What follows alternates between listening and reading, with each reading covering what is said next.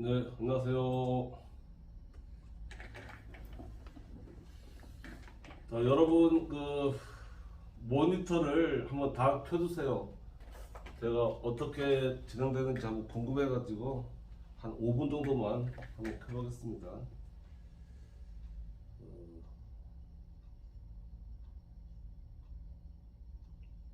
이제 금방 유튜브가 제가 즐겨봤던 그 서양 철학에 대한 걸 이북을 많이 봤는데 저한테는 잘 맞더라고요.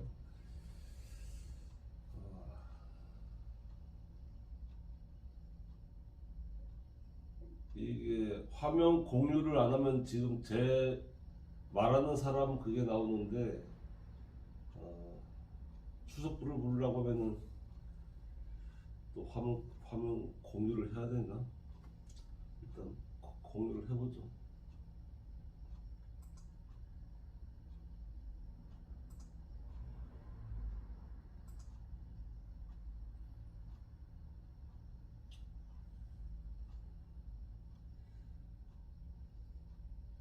요거를 한번 거기 애워보시죠. 저기 자기 순서가 어딘지, 자기 추석부가 혹시 출력을 하셨는지 모르겠는데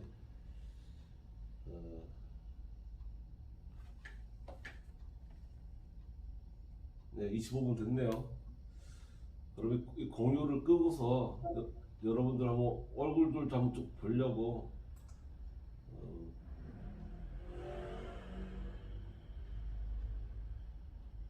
네, 출석 불러볼까요?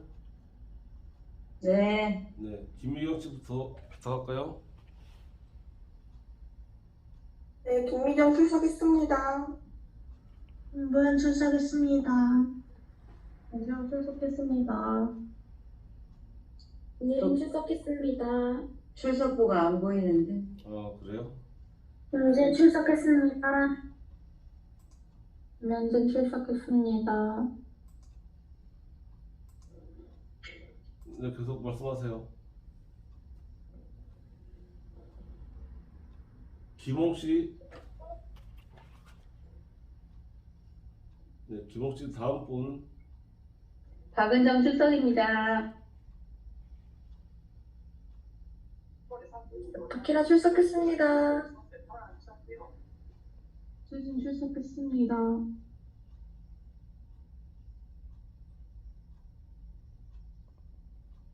서민 씨. 네, 다음 분. 연지 출석했습니다. 오연수 출석했습니다. 윤갑순 출석했습니다. 이미들 출석했습니다. 조진 출석했습니다. 이주혜 출석했습니다. 네, 이혜지 씨. 네, 다음 분. 너희 출석했습니다. 정유선 출석했습니다. 정희자 출석했습니다. 리즈 출석했습니다. 소송이 출석했습니다. 홍예림 출석했습니다. 한수연 출석했습니다. 허은견입니다. 네, 강다현 씨. 다음 분. 김재별 출석했습니다. 김현희 출석했습니다. 양술 출석했습니다.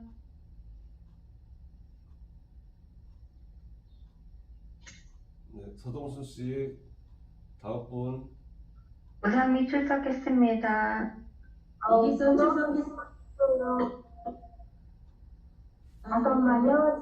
마이크를 좀 안 켜놔서 그랬는데 서정순 출석했습니다. 네, 우상미 출석했습니다. 이길선 출석했습니다. 이영 출석했습니다. 전영희 출석했습니다. 오민경 출석했습니다. 네, 임선미 씨. 임선미 출석했습니다. 유지영입니다. 이담입니다. 이혜지 출석했습니다. 네, 그리고 주, 네, 그 여러분 모니터 여러분이 얘기를 할 때 그 자동으로 이렇게 여러분 카메라가 전체를 다 비추게끔 돼 있네요. 네, 저도 이 시스템이 궁금해가지고 네, 이제 편하실 대로 모니터 끄실 분은 끄시고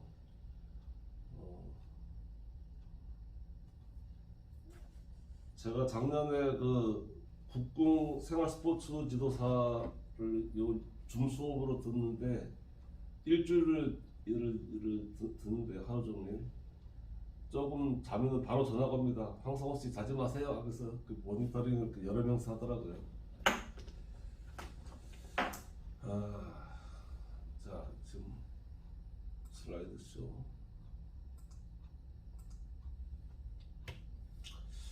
자 제가 최근에 그 황산벌 전투 백제 전투 1400년 전에 그걸 좀 논문을 좀 보다 보니까 한 달 전에 제가 여러분한테 강의를 한 게 잘못된 게 있더라고요. 그래서 또 바로 수정을 해야죠. 잘못된 지식을 알면 안 되니까.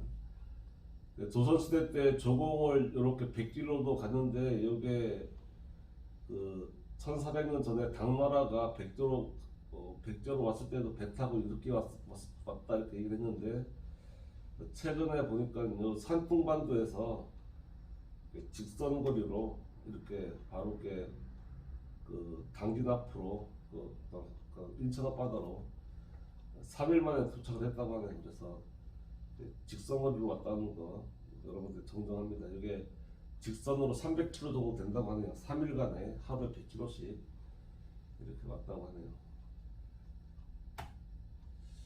네, 말 나온 김에 그 중국도 한번 잠깐 지형 보면요. 요게 황하강입니다. 황하강. 그래서 서해안으로 오르죠.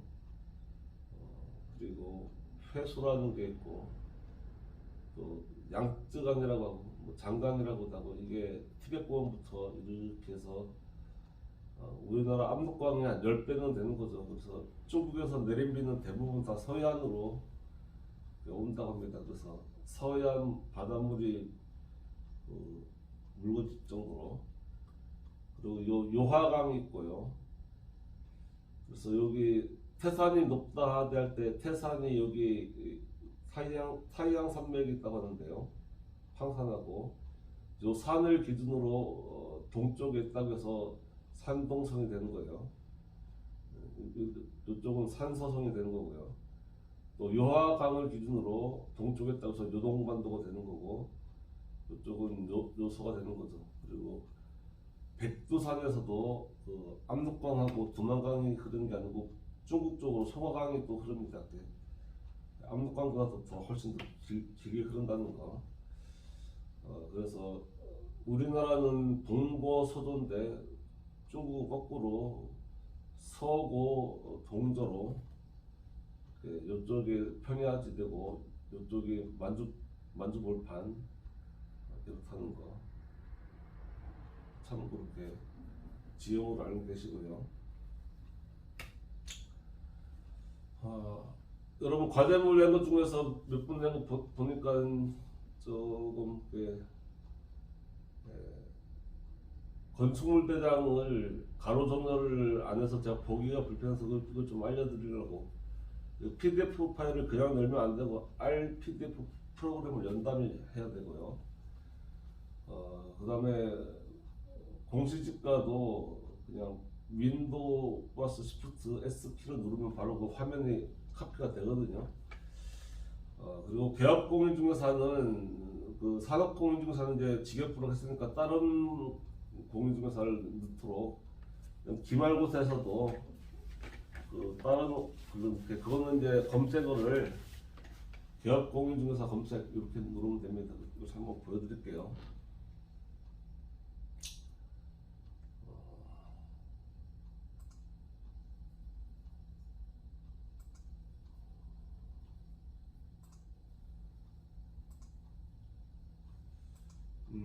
처음에 네네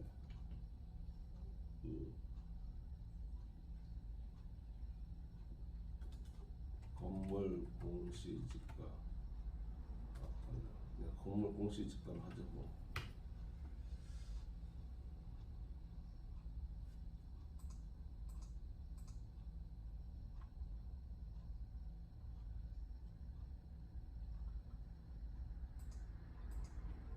공물 공시 집단.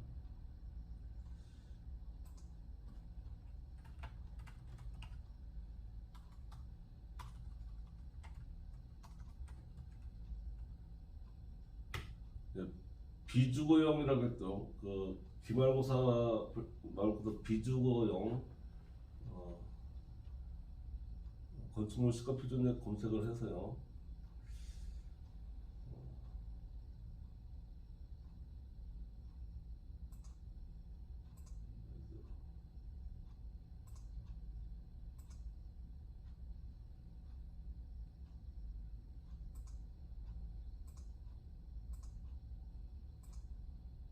제가 있는 사무실 이게 될려나 모르겠는데 한번 해보죠.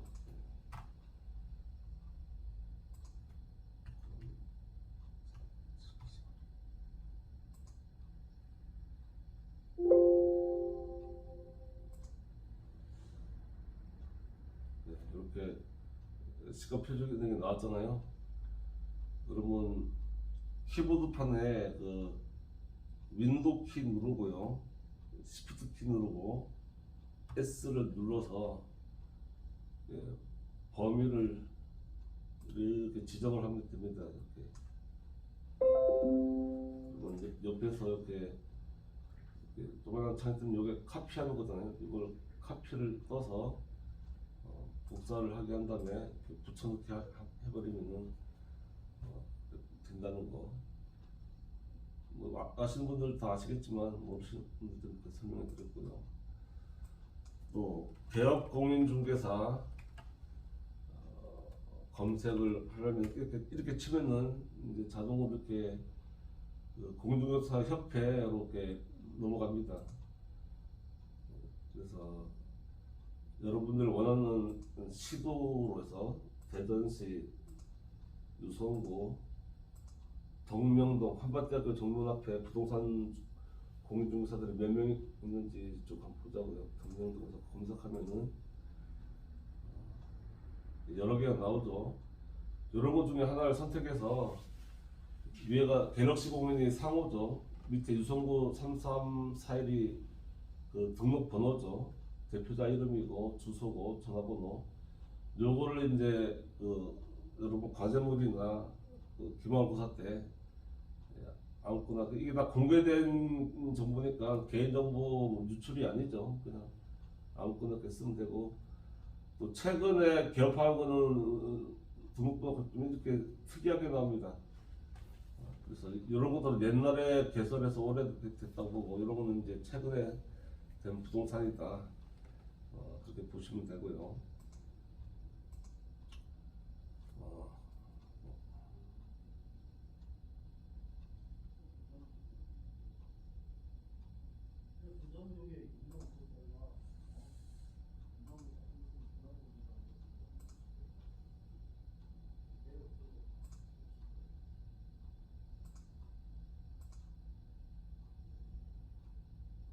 네이버에서 RPDF 파일을 이렇게 다운받아 가지고요.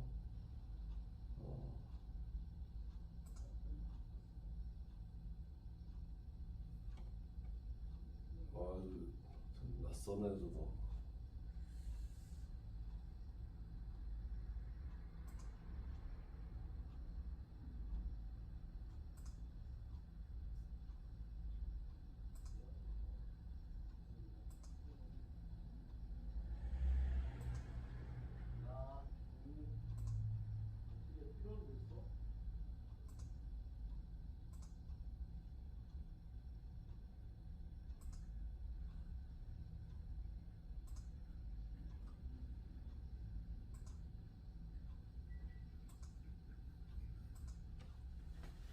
자, PDF 파일 보이시죠? 이제 한 번만 대답해 보세요. 잘 보이나요? 등기사항. 네, 네. 보여요. 네. 이게 그냥 PDF로 열면 안 되고 그 RPDF라는 프로그램을 다운받아서 열면은 이렇게 열립니다. 그래서 이렇게 세 개는 주로 나온다. 건축물대장 이제 요게 이제 지금은 일단 수정을 했는데 원래는 이렇게 됐었잖아요, 그죠? 이것도 이렇게. 그러면 이렇게 다른 거는 잘 보이는데 이제 두 개만 뒤집을 때 페이지로 들어가서 왼쪽 혹은 오른쪽으로 하면 되고 오른쪽 이렇게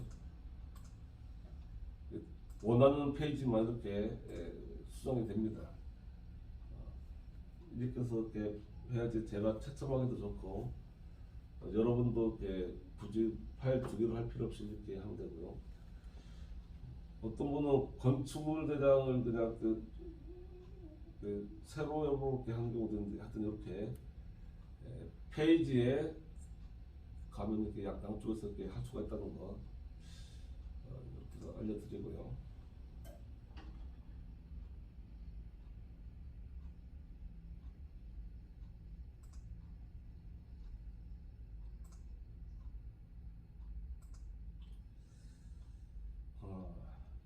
이렇게 세 개를 다 설명해 드렸죠.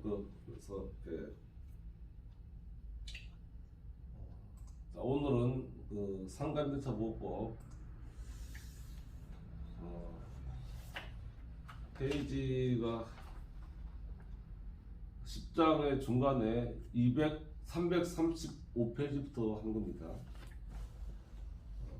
여러분들 주택하고 똑같이 상가임대차도 여러분들한테 굉장히 많이 실생활에서 다가오는 거니까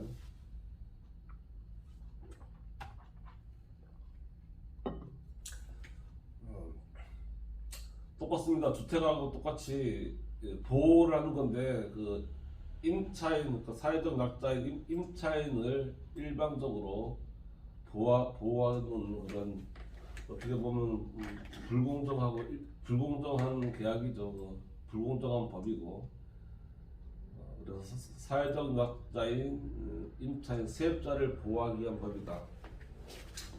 그 대상은 주택은 주택이고 상가는 요거는 이제 상가 건물이죠. 그래서 사업자 등록이 대상되는 영업용 건물만 해당을 합니다. 그래서 미등기 건물에 대해서도 그 이제 똑같이 보호를 해준다.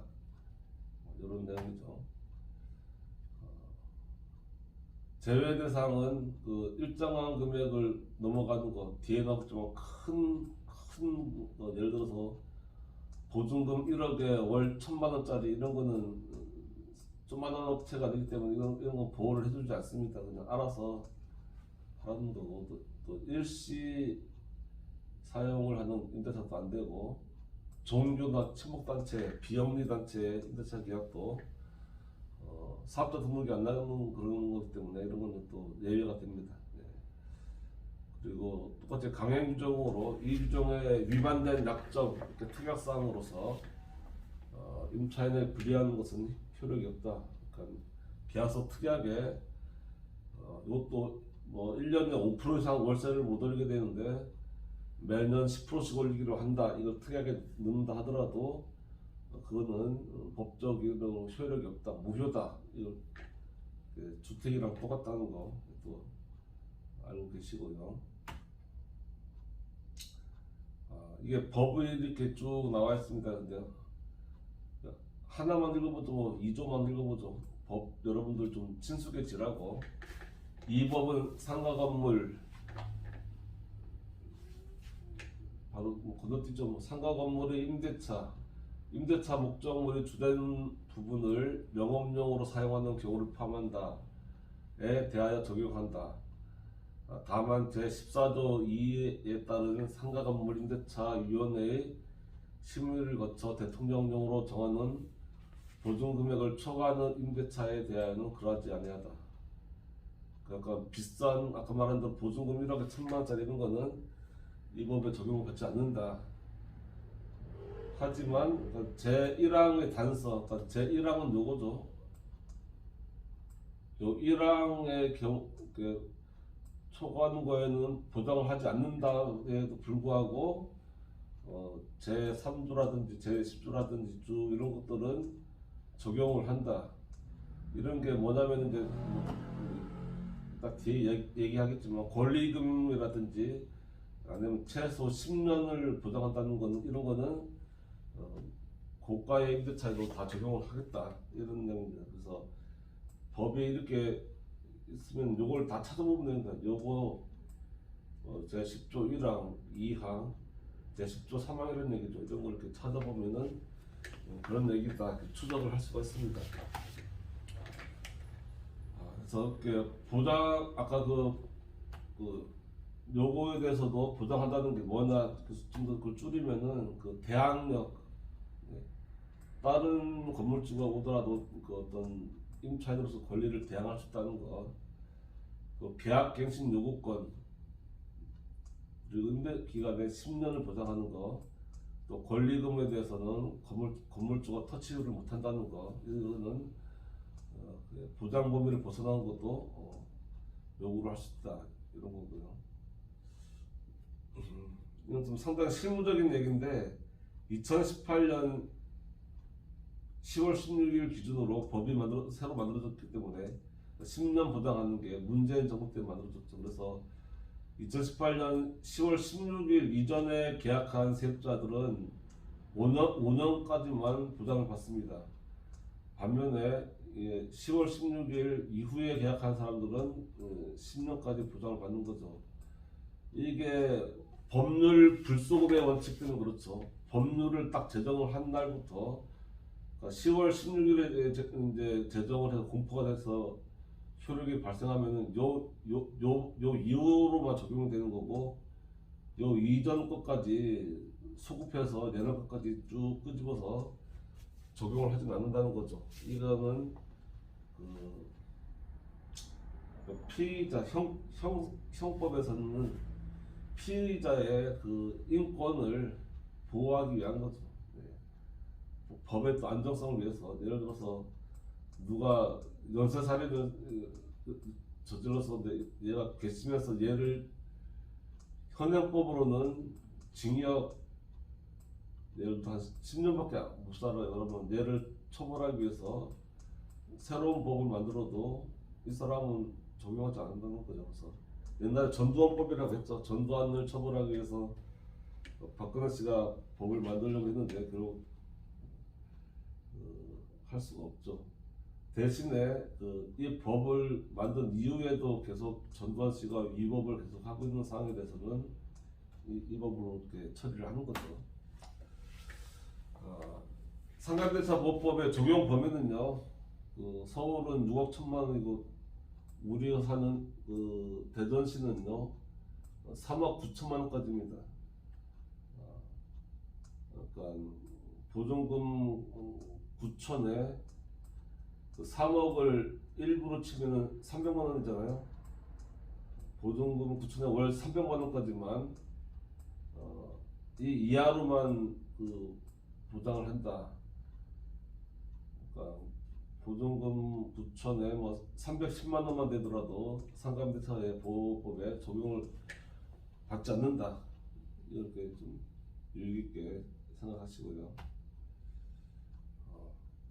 대항력은 뭐 건물을 인도하고 인도라는 건 그 건물에 키를 받고 들어갔다는 얘기죠. 계약 잔금 치르고 들어갔을 때, 그리고 또 사업자 등록증 신청을 하고, 요거는 국세청 가서 하는 거죠. 사업자 등록은 국세청에 가서, 말씀드렸지만 사업자 등록번호라는 거는 국세청에서 세금을 납부하는 그런 업체를 관리하기 위한 그런 번호이기 때문에 크게 의미는 없고요. 그러니까 두 가지를 다 이렇게 해야지 되고, 두 가지를 다 했을 때 그 다음 날부터 대항력이 발생한다. 네. 대항력이라고 말한 대로 새로운 소유자에게 내 세입자의 권리를 주장을 하는 거죠. 사업자 등록번호는 뭐 이런 의미가 있다고 하는데, 가운데가 이제 개인 사업자는 1로 시작하고 법인은 8로 시작하고 뭐 이렇다고 하는데, 임차권의 계약갱신, 그러니까 만기가 다가왔을 때 보통 주택이든 상가든 2년 계약을 보통 실무적으로 하죠. 왜냐면은 어떻게 될지 모르니까 2년 계약하고 나서 그 2년 계약이 만료되기 6개월 전부터 한 달 전까지 해야 되고, 서로 바빠가지고서 서로 통지를 못했을 때에는 그전 MD차하고 동일한 조건으로 재MD한 걸 간주를 한다. 그때 임대차 조속 기간은 1년으로 보고요. 이때도 만약에 세입자가 갑자기 내가 사업이 망해서 나가야 되겠다 그러면 3개월 전에만 얘기하면은 3개월 후에는 그 보증금을 빼달라고 할 수가 있습니다. 3개월. 네. 그리고 이제 문제가 됐던 게 계약갱신이죠. 그 임차인의 계약갱신 요건은 최초의 임대차 기간을 포함해서 10년을 초과하지 아니한다. 영어적으로.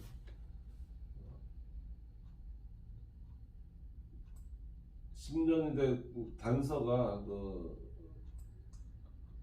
같은 한 명의 임차인입니다. 예를 들어서 홍길동이라는 이름으로 계약을 했을 때 중간에 뭐 마누라든 친척으로 넘겨버리고 갔을 때 이 사람한테 예를 들어 홍씨에서 김씨한테 넘겼다고 할 때 권리금 받고 새로운 계약을 하지 않는다고 하면은 이 사람한테만 10년이 적용이 되는 거죠. 그러니까 이 사람은 새롭게 인수받은 사람은 반드시 다시 새로운 계약서를 써야지 그때부터 이 김씨한테서부터 다시 10년의 그 보장을 받는다. 이런 거 있고요. 약간 실무적으로 편법으로 좀 오랫동안 하고 싶다 그러면은 한 9년 정도 한 다음에 그 집주인한테 그 홍길동에 우리 그 아내 집사람 이름으로 다시 좀 계약을 하고 싶어요 해서 계약을 하면은 집주인이야 뭐 남편이든 뭐 집사람이든 뭔 상관이 있겠냐 하겠지만 실제로 법률적으로 봤을 때는 이 사람한테서부터 다시 또 10년을 보장받으니까 실제로는 20년을 보장받는 거죠. 이런 것들 이렇게 뭐 좀 실무적인 얘기인데, 차임 청구권은 100분의 5, 쉽게 말해서 5%예요. 주택임대차는 20분의 1 했는데 왜 상가는 100분의 5로 표현했을까? 이게 그전에는 이게 100분의 9였어요. 주택은 5%였지만 상가는 9%였거든요. 1년에 9%씩 올릴 수가 있다. 그래서 이것도 문재인 정부 때 2018년에 개정이 된 거죠. 그래서 이제 어떤 세입자들, 약한 세입자들 위해서 점점 더 이렇게 법이 좋아졌다. 이렇게 보시면 되고요. 둘 다 5%씩 통일이 된 거죠. 주택이든 상가든 1년에 5% 이상 못 올린다 이거죠. 그리고 이것도 이제 월 차임의 산정률을 제한은 둘 중에서 낮은 걸로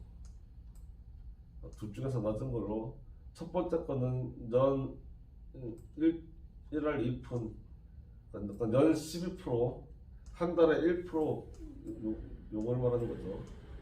두 번째는 한국은행의 금리에서 곱하기 4.5배.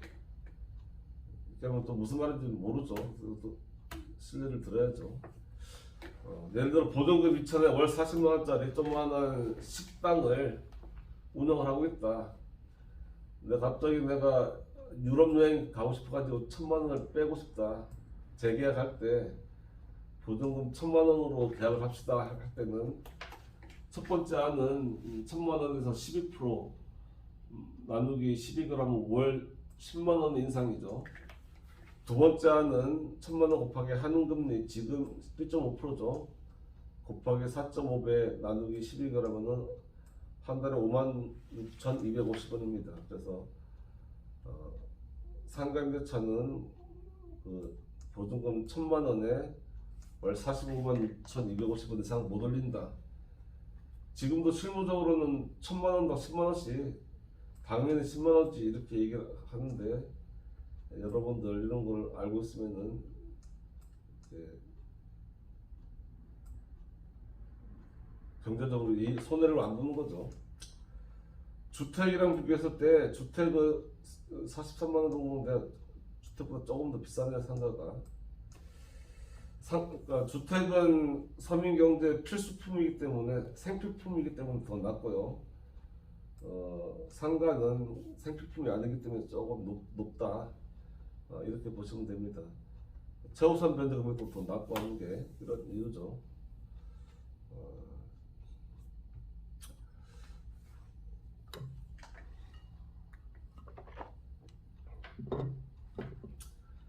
우선 변제권은 아까 말한 대로 건물에 입주를 하고 사업자 등록을 마쳤을 때 우선 후순위보다 우선해서 변제받을 권리고 최우선 변제는 순위와 상관없이 주택하고 똑같이 최우선 변제 그래서 모든 제1 저당권자보다도 우선해서 배당받는 그런 권리를 말합니다. 그래서 아까 말했을 때는 그 상가임대차 보호법의 적용 범위가 요거였고요. 그 최우선 변제를 받기 위해서는 여기에 해당이 돼야 되는 거죠. 그래서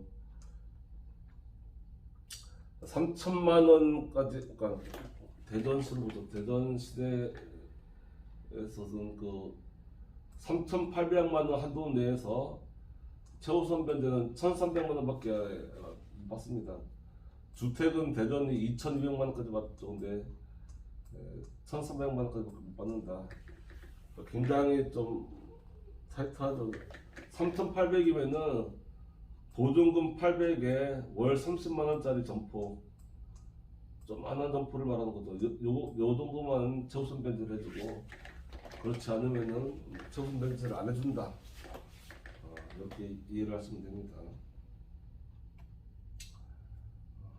뭐 저번 주에 배웠던 그 주택이죠. 주택은 대전광역시 같은 경우에 7천만 원 범위 내에서 2,300만 원까지, 그러니까 생필품이기 때문에 있는 돈 없는 돈 다 끌어서 원룸 전세를 얻잖아요. 근데 우리가 식당을 할 때는 있는 돈 없는 돈 막 다 끌어들이는 게 아니고 일단 내 살 집을 구한 다음에 그 여윳돈으로 사업을 하는 거기 때문에 이보다는 좀 더 낮게 책정이 된다. 이렇게 법 해석을 그렇게 하시면 되고요.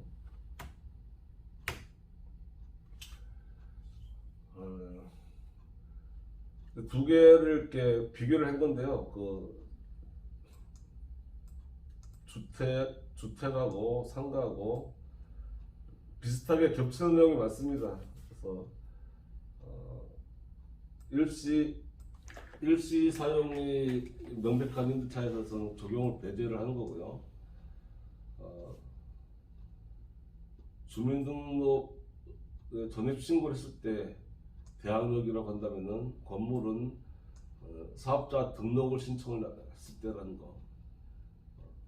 둘 다 신청한 다음 날부터 발생을 하고요.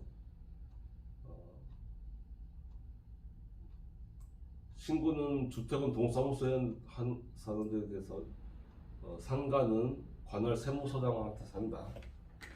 둘 다 경매 금액의 50% 범위 내에서만 한다.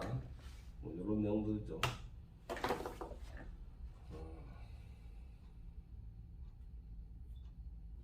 교수님, 네. 멈췄다가 나갔다가 다시 들어오는데 저만 그런 건가요?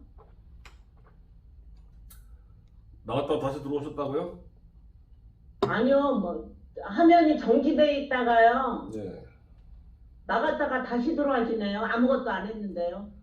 네, 이게 뭐 한밭대학교 그 서버가 좀 불안정해서 그런 것 같습니다. 저도 뭐 계속 말했지만 저도 이렇게 유튜브 링크 시키면 계속 그 뻑이 나가지고서. 근데 저번 시간에도 누가 어떤 분 듣다고 하는데 그 출석 보니까 계속 안 나가는 걸로 인식이 돼 있더라고요. 그래서 네, 알겠습니다. 네, 네.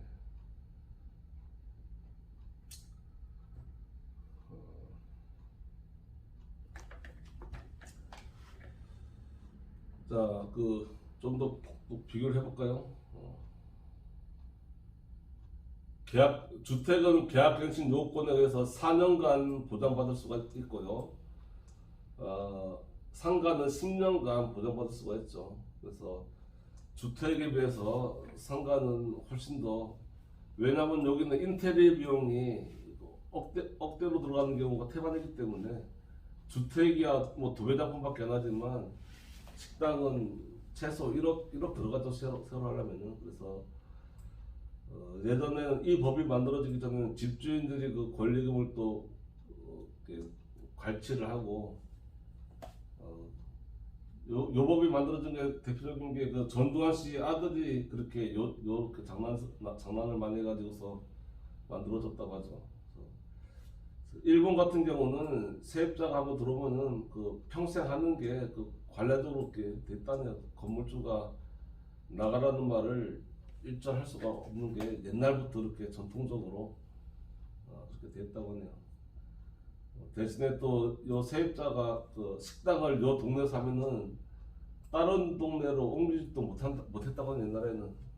그러면은 다른 동네 예를 들어 같은 우동집이라고 했을 때 그 동네로 또 하나 더 내면은 나랑 좀 싸우자는 거냐 해서 그 동네 사람들 전체가 다 왕따를 시켜가지고, 그래서 일본에는 그 뭐 500년 된 기업들이 많고 1000년 된 기업들도 많은 게 어쩔 수 없이 거기서만 계속, 또 예를 들어서 지금 제가 사는 시타진에서 우동집을 한다.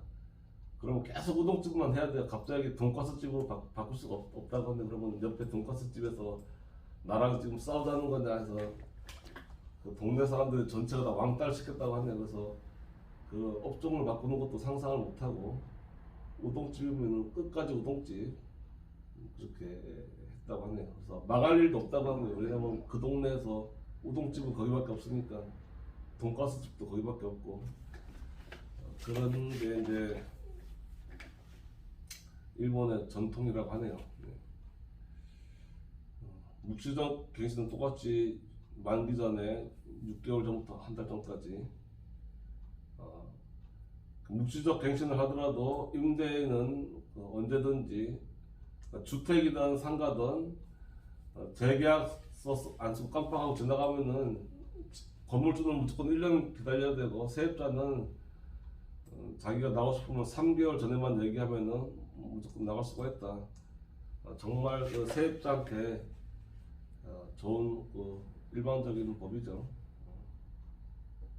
둘 다 5%씩만 차임 증액을 할 수가 있고요. 둘 다 증액하고서 1년간은 올릴 수가 없고, 그래서 가끔 임대인들이 올리려고 하면은 그 다음부터는 1년씩만 계약하자고 1년에 계속 5%씩 올리는 그런 업종도 가끔씩 있다고 하는데, 5% 정도가 괜찮죠. 옛날에 이 법이 만들어지기 전에는 갑자기 2배를 더 하려고, 약간 선진국일수록 이런 법들이 다 정비가 되는데, 우리나라는 이런 법이 불과 4년 전에 이렇게 됐다는 게, 이런 게 이제 아직까지 우리나라가 갈 길이 먼 거죠. 서민들을 위한 그런 법이 아직까지 제정이 많이 필요하다. 확정일자,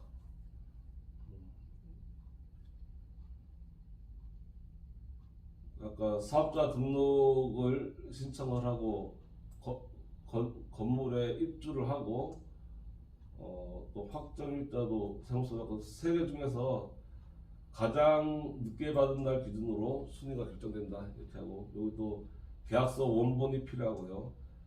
사업자 등록증도 원본이 필요하고, 건물의 그 전체가 아니고 일부만 임대했을 때는 일부만을 그려진 도면도 첨부를 해야 된다. 이것도 주택이랑 똑같이 그 세입자가 그 보증금을 돌려받지 못하고 다른 데로 이사를 갔을 때는 일방적으로 등기를 명령을 할 수 있는 제도가 있다. 그러면은 거기서 가게에서 짐을 다 빼더라도 대항력과 우선변제권이 계속 남아 있는 거죠. 그래서 임차인을 보호하기 위한 제도가 있다. 이렇게 얘기를 하겠습니다. 아직도 남았네. 야, 권리금제도. 권리금제도도 최근에 만들어진 지 한 4, 5년밖에 안 됐습니다. 그래서 최근에 그 부동산 박사들이 박사 논문으로 권리금제도를 가지고 많이 쓰는데, 이게 워낙 그 이해관계가 상충하다 보니까 여러 가지로 계속 이렇게 말들이 이렇게 서로 협의를 하고 있습니다. 너무 이렇게 일방적으로 임차인에게만 유리하면은 건물주는 뭐냐 이런 항변도 많이 있다고 하고요. 권리금이란 그 정의는 영업시설, 그러니까 실내 인테리어를 말하는 거죠. 또 그 비품, 그 뭐 예를 들어 식당 같은 경우에 숟가락, 젓가락 이런 거, 또 거래처, 단골 이런 것들, 그리고 또 영업상의 노하우, 짬뽕집이라고 하면 짬뽕 국물 내는 노하우가 있어야겠죠. 이런 거에 대해서 또 상가 건물의 위치, 코너 각지일 경우에는 흔히 이제 바닥 권리금이라고 하죠. 코너 각지 바닥 권리금에 대해서 지급하는 금전의 특가고요. 요 권리금 계약은 임대인 건물주는 완전히 배제가 되고요. 새로운 임차인하고 기존 임차인 세입자들 간의 거래 계약이고요. 여기서 또 권리금 계약에서 제외되는 대상은 대형마트의 일부 점포, 예를 들어서 이마트의 그 육류점 코너라든지 뭐 해산물 코너 이런 거는 그 권리금에서 제외가 된다. 왜냐면 언제든지 이마트에서 빼라고 하면 빼야 되기 때문에. 또 국유재산이나 공유재산에서 장사를 하는 거는 그 권리금을 제외된다. 왜냐면 나라 재산이니까 언제든지 나라에서 필요로 할 때 비워줘야 되기 때문에 그런 거죠. 권리금 회수에 대해서 건물주, 임대인은 끝나기 6개월 전부터 그 종료될 때까지 임차인이 주선한, 그러니까 지금 현재 세입자가 새로 주선한 신규 임차인에게 권리금 받는 것에 대해서 방해를 해서는 안 된다는 거. 그 권리금 계약은 그 임차인들끼리 계약인데 걔네 집주인이 나와서 나는 저 권리금 인정 못해, 알아서 해, 뭐 이런 얘기를 하면 안 된다는 얘기죠. 그 권리금에 대한 손해배상도 권리금 한도 내에서, 예를 들어서 뭐 손님이 많은 것처럼 해서 권리금을 줬는데 알고 보니까 그 권리금 많이 받기 위해서 자기 친척들, 실제로 저도 옛날에 그 식당 전문을 잠깐 했을 때 보면은 손님 갈 때 그 친척들 몇 명, 원래는 장사가 전혀 안 돼가지고 파리가 날려서 식당을 내놓는 건데 한 두세 테이블 와서 먹고 있으라고 하죠. 그래서 다 보여주고, 뭐 두세 테이블이야 문제가 없지만 뭐 꽉 차게 그렇게 했을 때 문제가 된다. 손해배상을 청구할 수 있다는 얘기죠. 이건 권리금에 대한 계약서인데요. 또 이제 공식 계약서죠. 임차인, 그러니까 기존의 임차인과 신규 임차인 간의 계약이라는 거. 건물주는 완전히 빠집니다. 그래서 다른 건 다 똑같고, 이제 뭐 보증금에 월세가 있고 관리비 있고 뭐 이런 게 있고요. 별도로 이제 권리금에 대해서 총 권리금에, 예를 들어 뭐 손님이 빠글빠글하다 그러면 권리금 1억, 그래서 계약금, 중도금, 잔금 나눠진다는 거죠. 그래서 그 권리금에 대한 유형적 보이는 재산적 가치를 쭉 쓰고요. 예를 들어서 식당 같은 경우에는 뭐 책상 몇 개, 의자 몇 개, 그 냉장고, 뭐 냉동고, 뭐 육절기, 고깃집이면 육절기, 또 무슨 그릇 씻는 세척기라든지 이런 거 쭉 쓰는 거고, 무형의 재산적 가치, 거래처가 얼마나 많다든지 뭐 이런 것들. 보통 거래처 많은 거는 매출 장부를 오픈하죠. 최근 3개월치 매출 장부를 요즘 포수라고 하죠. 포수 찍은 걸 딱 보여주면서 이제 굉장히 가장 객관적인 데이터가 되는 거죠. 실제로 이렇게 장사 잘 되는 집들도 식당 주인이 딱 바뀌자마자 손님이 확 주는 경우가 많습니다. 그거는 새로 인수한 사람이 이제 초짜라서 아무리 열심히 해도 안 되는 경우가 대부분이죠. 그랬을 때 이제 이 사람은 자기 자신이 무능한 거 모르고 속았다고 얘기를 하는데, 뭐 3개월치 전에 그 매출이 딱 보이기 때문에 어떻게 할 수가 없죠. 특히 식당 같은 경우는 딱 주인이 바뀌면은 음식 맛이 바뀌어버립니다. 그러면은 왔다가 주인이 바뀌었네, 음식 맛은 더 바뀌었네 하면 이제 안 오죠. 그러면 그게 처음에는 몸으로 계속 한 3개월 정도 갔다가 한 번 가는 사람들은 안 가는 거죠. 그러면은 3개월 지나면 벌써 손님이 반토막이 납니다.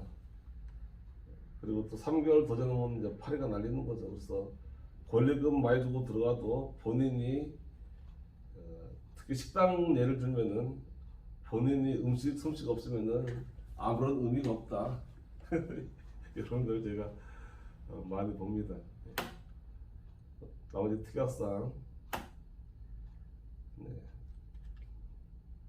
임대인은 없죠. 임차인이 있고 신규 임차인이 있고, 임차인이 바쁠 때 보통 이제 또 대리인이 오는 경우가, 이제 프랜차이즈 같은 경우는 이제 본사가 예를 들어서 뭐 저희 사무실 앞에 이비가 짬뽕이라고 할 때, 이비가 짬뽕 본사에서 직원들 바쁘는데 대리인 전주라고 하죠. 전주가 대리인으로 계약을 하기도 하고, 계약공유증서 어떻게 쓰면 되고요. 혼자 단독 중개할 때는 혼자 쓰는 거고, 근데 공동 중개할 때는 다른 곳에 쓰는 거죠. 네, 잠깐 쉬었다 하겠습니다.